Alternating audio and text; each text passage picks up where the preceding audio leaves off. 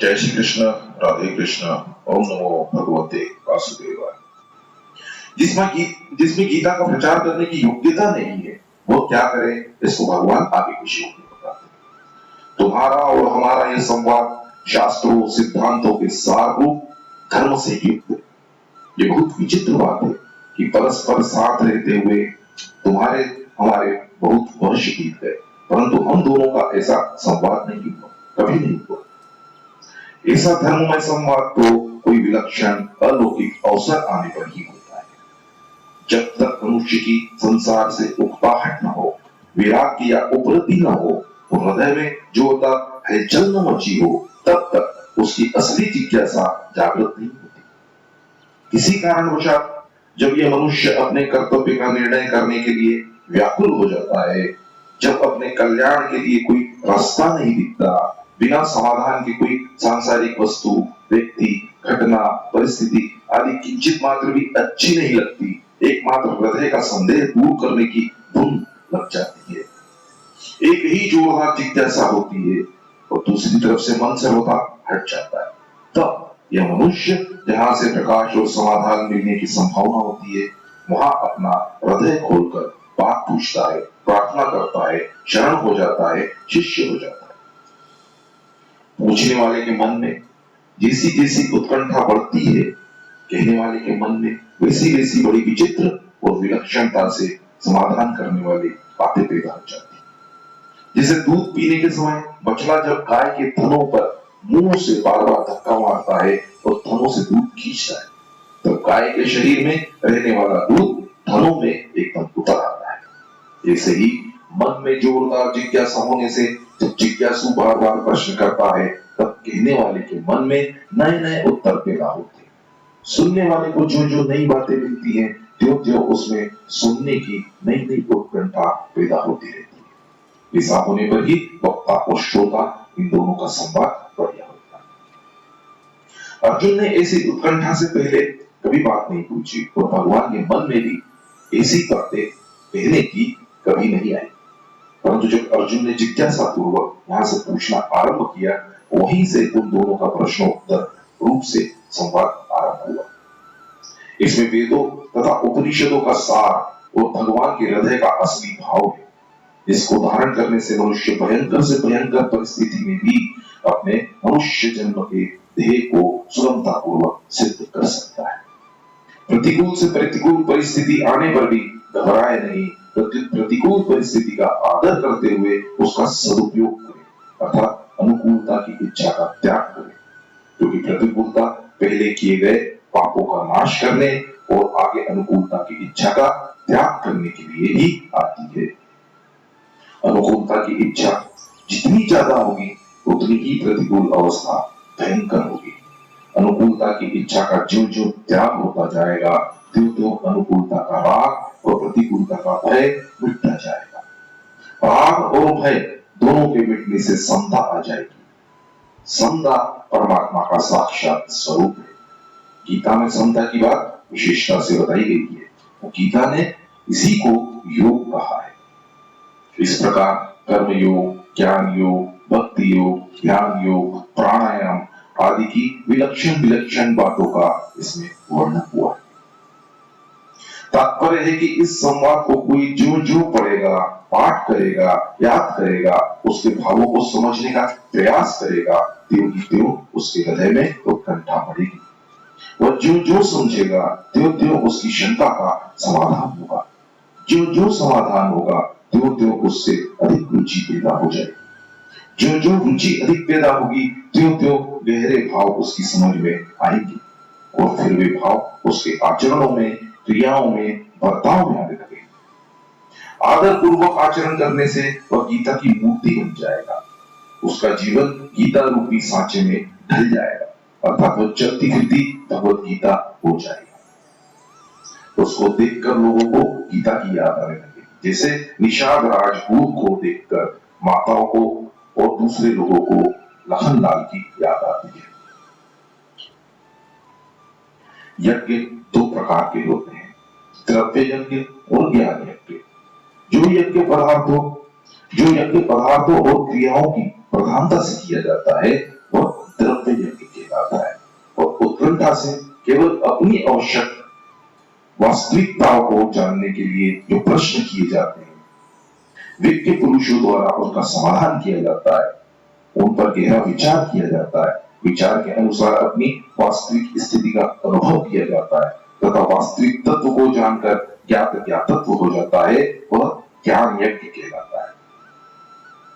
परंतु यहाँ भगवान अर्जुन से कहते हैं कि तुम्हारे हमारे संवाद का कोई पाठ करेगा तो मैं उसके द्वारा भी ज्ञान यज्ञ से पूजित हो जाऊंगा। इसमें कारण यह है कि जैसे प्रेमी भक्त को कोई भगवान की बात सुनाए, उसकी याद दिलाए तो वह बड़ा प्रसन्न होता है। ऐसे ही कोई गीता का पाठ करे, अभ्यास करे तो भगवान को अपने अनन्य भक्तों की, उसकी उत्कंठा पूर्वक जिज्ञासा की और उसे दिए हुए उपदेश की याद आ जाती है और वे बड़े प्रसन्न हो जाते हैं एवं उस पाठ, अभ्यास आदि को ज्ञान यज्ञ मानकर उससे पूजित होते हैं।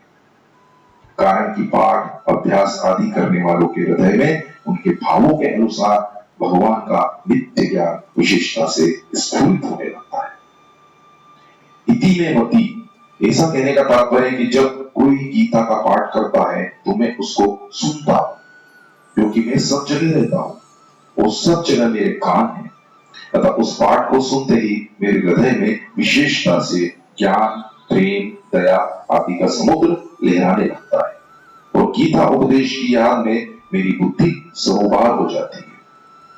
वो पूजन करता है, ऐसी बात नहीं है, वह तो पाठ करता है, परंतु मैं उससे पूजित हो जाता हूं, अर्थात उसको ज्ञान यज्ञ का फल मिल जाता है। दूसरा भाव यह है कि पाठ करने वाला यदि उतने गहरे भावों में नहीं उतरता, केवल पाठ मात्र या याद मात्र करता है, तो भी उससे मेरे हृदय में तेरे और मेरे सारे संवादों की उत्कंठा पूर्वक किए गए तेरे प्रश्नों की और मेरे दिए हुए गहरे वास्तविक उत्तरों की एक गहरी मीठी मीठी स्मृति बार बार आने लगती है। इस प्रकार गीता का अध्ययन करने वाला मेरी बड़ी भारी सेवा करता है, ऐसा मैं मान लेता हूं। विदेशों में किसी जगह एक जलसा हो रहा था, उसमें बहुत से लोग इकट्ठे हुए थे। एक पादरी उस जलसे में एक लड़के को ले आया। वो लड़का पहले नाटक में काम किया करता था। पादरी ने उस लड़के को 10-15 मिनट का एक बहुत बढ़िया व्याख्यान सिखाया, साथ ही ढंग से उठना, बैठना, खड़े होना, इधर उधर ऐसा ऐसा देखना आदि व्याख्यान की कला भी सिखाई। व्याख्यान में बड़े ऊंचे दर्जे की अंग्रेजी का प्रयोग किया गया था। व्याख्यान का विषय भी बहुत गहरा था। पादरी ने व्याख्यान देने के लिए उस बालक को मेज पर खड़ा कर दिया। बच्चा खड़ा हो गया और बड़े मिजाज से दाएं बाएं देखने लगा। वो बोलने की जैसी रिवाज है, वैसे वैसे संबोधन देकर बोलने लगा। वो नाटक में रहा हुआ था, उसको बोलना आता ही था, अतः वह गंभीरता से मानो अर्थों को समझते हुए ही मुद्रा में ऐसा विलक्षण बोला कि जितने सदस्य बैठे थे वे सब अपनी अपनी कुर्सियों पर उछलने लगे। सदस्य इतने प्रसन्न हुए कि व्याख्यान पूरा होते ही वे रुपयों की बौछार करने लगे और वह बालक सभा के ऊपर ही ऊपर घुमाया जाने लगा। उसको सब लोग अपने अपने कंधों पर लेने लगे, परंतु उस बालक को यह पता ही नहीं था कि मैंने क्या कहा है। वह तो बेचारा ज्यादा पढ़ा लिखा न होने से अंग्रेजी के भावों को भी पूरा नहीं समझता था, और सभा वाले लोग समझते थे। इसी प्रकार कोई गीता का अध्ययन करता है, पाठ करता है, तो भले ही उसके अर्थों को, भावों को न समझे, पर भगवान तो उसके अर्थ को, भावों को समझते हैं। इसलिए भगवान कहते हैं कि मैं उसके अध्ययन रूप, पाठ रूप ज्ञान यज्ञ से पूजित हो जाता हूं। सभा में जैसे बालक के व्याख्यान से सभापति तो बहुत खुश हुआ, पर उसके साथ साथ सभासद भी बड़े खुश हुए और उत्साह पूर्वक बच्चे का आदर करने लगे। ऐसे ही गीता पाठ करने वाले से भगवान ज्ञान यज्ञ से पूजित होते हैं तथा स्वयं वहां निवास करते हैं।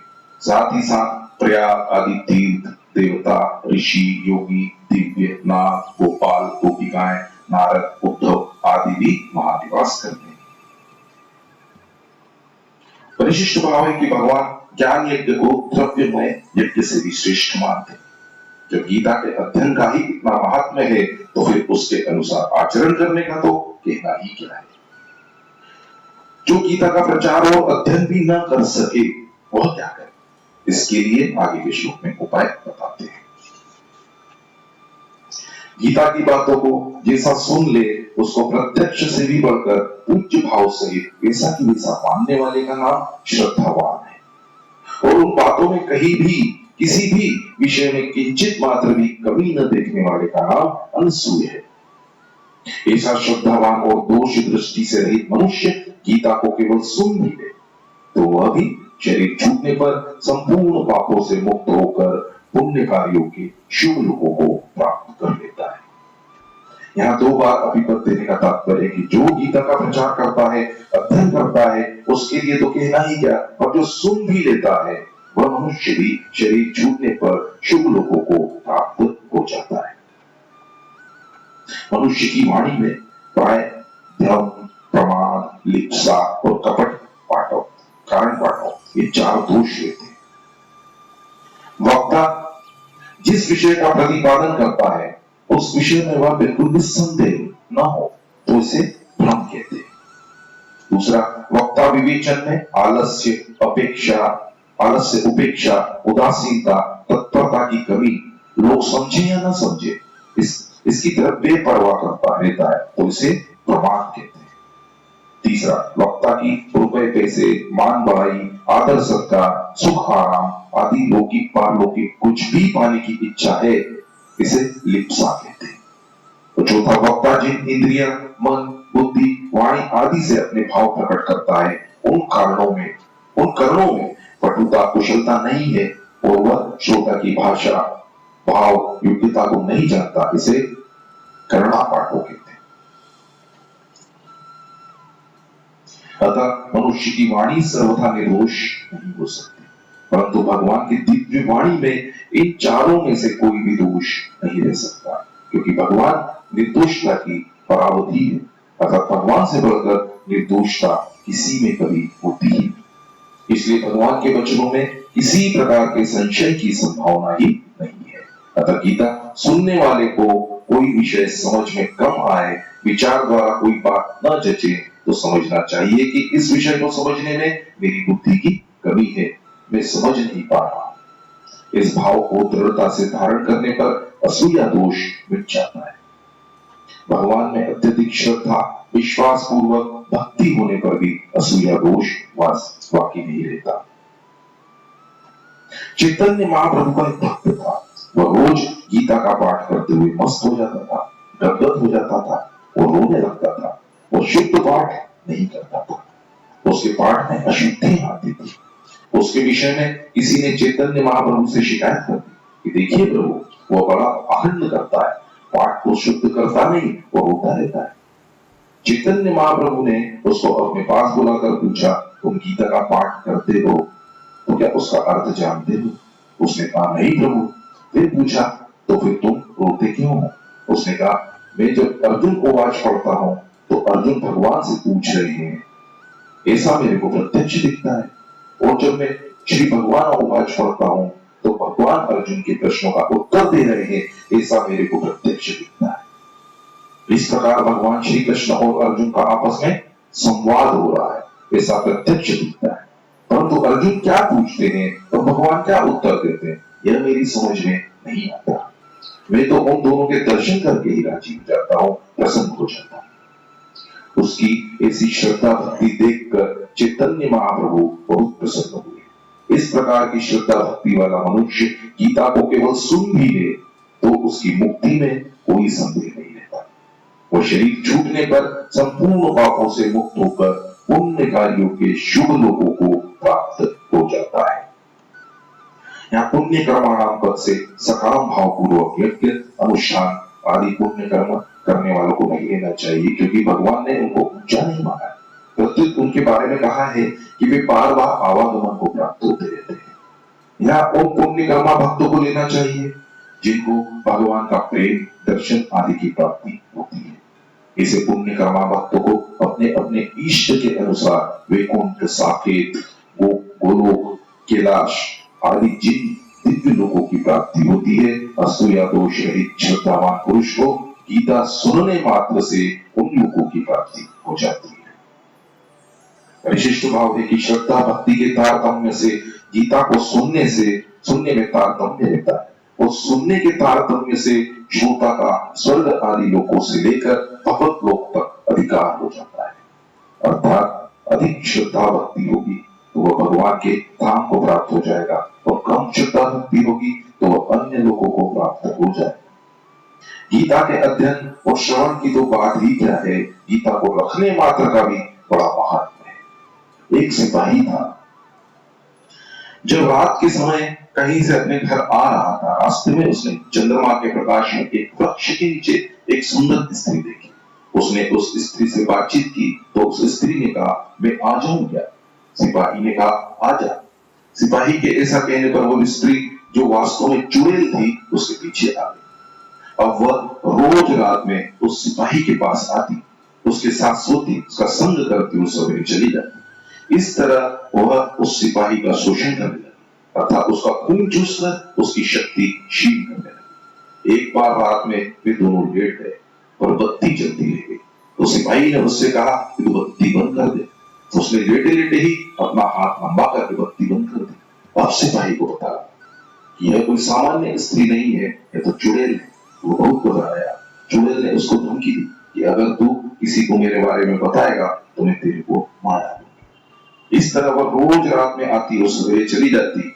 सिपाही का शरीर दिन प्रतिदिन सूखता जा रहा था। लोग उससे पूछते कि भैया तुम इतने सूखते क्यों जा रहे हो, क्या बात है, बताओ तो सही। परंतु चुड़ैल के डर के मारे वह किसी को कुछ बताता नहीं था। एक दिन वह दुकान से दवाई लेने गया। दुकानदार ने दवाई की पुड़िया बांध कर दे दी। सिपाही उस पुड़िया को जेब में डालकर चला आया।